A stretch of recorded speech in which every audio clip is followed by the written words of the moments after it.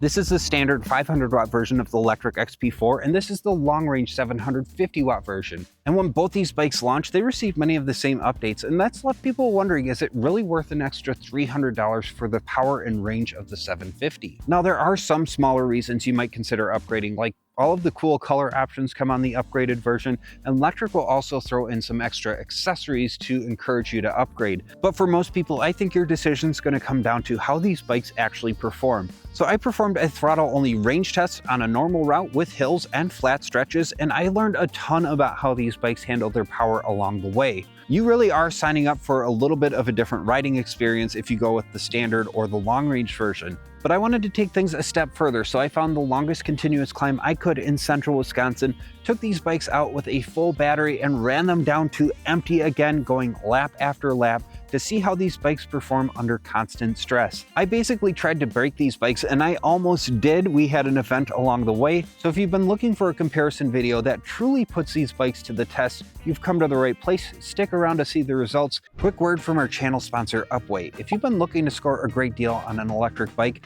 or sell one that you're ready to part with, Upway has you covered. They offer professionally refurbished e-bikes for up to 60% off retail, each reconditioned by experts and backed by a 1-year warranty, plus a 14-day money-back guarantee, so you can shop with total confidence. And Upway partners with top brands, which means you'll find deals you won't see anywhere else, like this long-range Lectric XP 3.0 with 3 miles for just $849, or the long-range belt-driven XP Lite 2.0 for just $749. And selling is just as easy. If you have a used electric bike you're ready to part with, simply fill out a quick form online and get an instant offer. And if you accept that offer, Upway will send you a free shipping box, and when they receive it in their warehouse and inspect your bike, you'll get paid. Ready to check out the latest deals? Click the link in the description or scan the QR code on your screen to check out today's inventory. Big thanks to Upway for sponsoring our video. Now let's get back to the ride.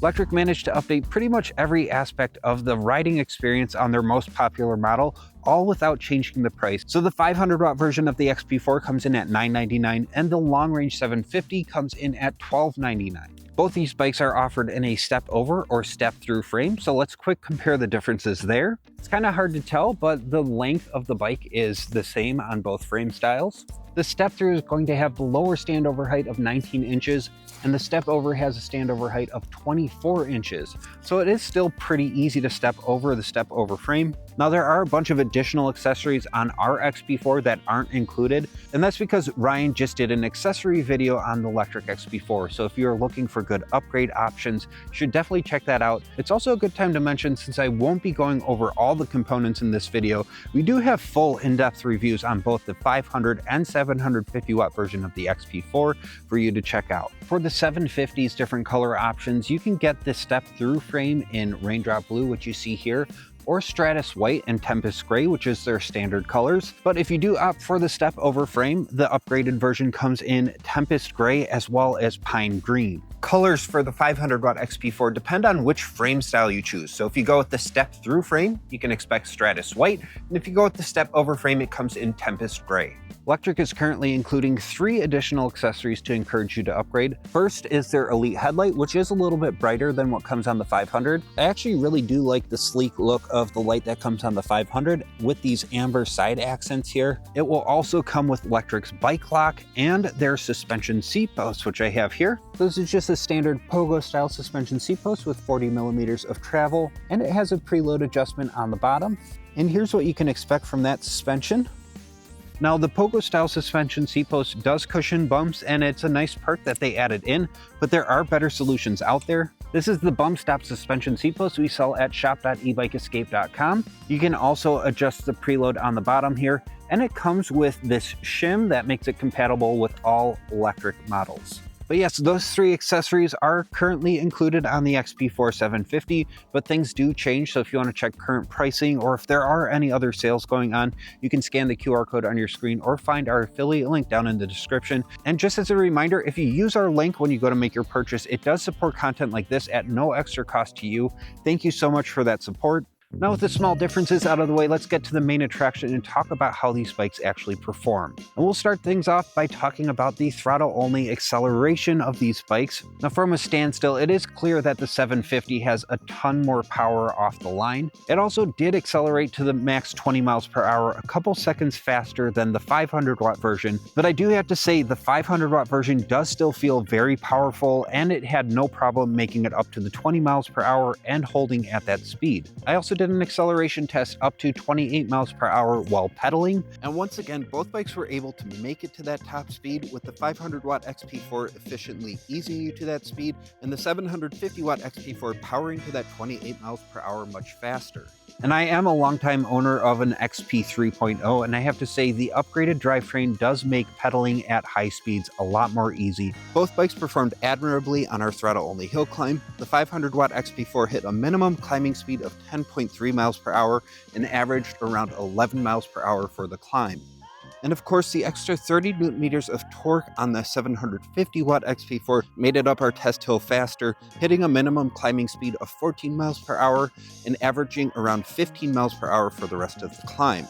The power was pretty much unwavering on the hill climb, and anything around or above 14 miles per hour is very impressive for our test hill. So pretty expected results so far on both of these models. Now let's talk about the range of these bikes. When an e-bike company advertises the max range on their electric bikes, it's usually a pretty optimistic look at what you should expect. And that's usually because these tests are performed by a lightweight rider on flat ground in the lowest pedal assist level and not using any throttle. I wanted to do the opposite, so I'm a 200-pound rider. The route on my throttle-only range test had a mix of hills and flat stretches, and the hilliest stretch was at the start of the ride. But the final range isn't the only story here. The way these bikes deliver their power until empty is completely different. The 500 watt XP4 delivered a very consistent and predictable ride during the range test. I didn't really notice a change in performance until around 60% battery. With most of the major hills out of the way, we hit 50% just over 8 miles into the trip. Acceleration got noticeably slower at 40%, but even by 30%, it could still get to 20 miles per hour. The first major drop in top speed was at 20%, where it wouldn't go past 18 miles per hour. Eventually, the climbing power evaporated, and I did have to walk it up the last hill. The battery settled to empty by the time I made it to the top, but it still had enough throttle power on flat ground to make it up to 10 miles per hour, and I was able to make it all the way home. The 750 watt XP4 felt like it delivered maximum power for as long as it could until it finally gave out. It crossed the 50% mark at 15.1 miles. At this point, performance felt on par with the peak performance of the 500 watt XP4. The first significant change in performance didn't appear until 30%, where it started to show fatigue on hills. Shortly after hitting 20% battery, I hit a performance cliff and the ride was basically over. The 750 watt XP4 finished with a total range of 24.25 miles, and the 500 watt XP4 hit empty at 17 miles. I want you to keep in mind this is probably the lowest range you can expect on these models, as I didn't pedal even once along the route. I also noticed a distinct pattern across both bikes. The battery percentage readouts often changed almost exactly on the minute mark of my trip timer. This, combined with the display skipping some percentages, made me realize the battery readout wasn't real time, but it was a time-based check-in system.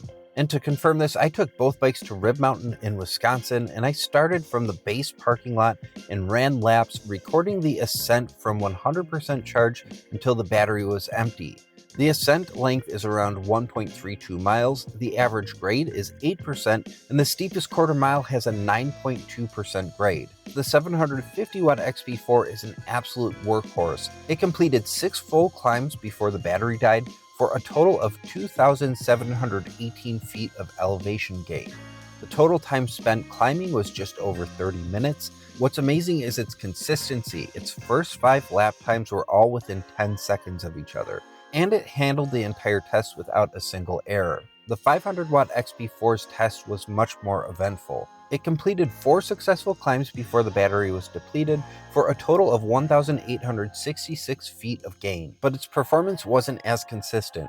After a fast second lap, it lost 30 seconds on its third lap. Then, about a third of the way up the 4th lap, the display suddenly flashed the error code HOT.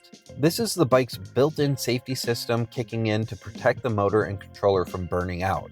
I let it rest for a few minutes and it had cooled down enough to finish the rest of the climb. Both bikes' best lap time was on their second lap. In the end, it's clear the 500 watt aims for efficiency while the 750 watt boasts pure performance. So there you have it. Yes, the 750 has more power, more range, but the 500 watt has a ton of performance to offer, and in our opinion, does cover most people's needs. But I'd love to hear from you. Is the 750 compelling enough to upgrade, or are you going to save the money and stick with the standard version? Let me know down below. Like and subscribe if you want to stay up to date on our content.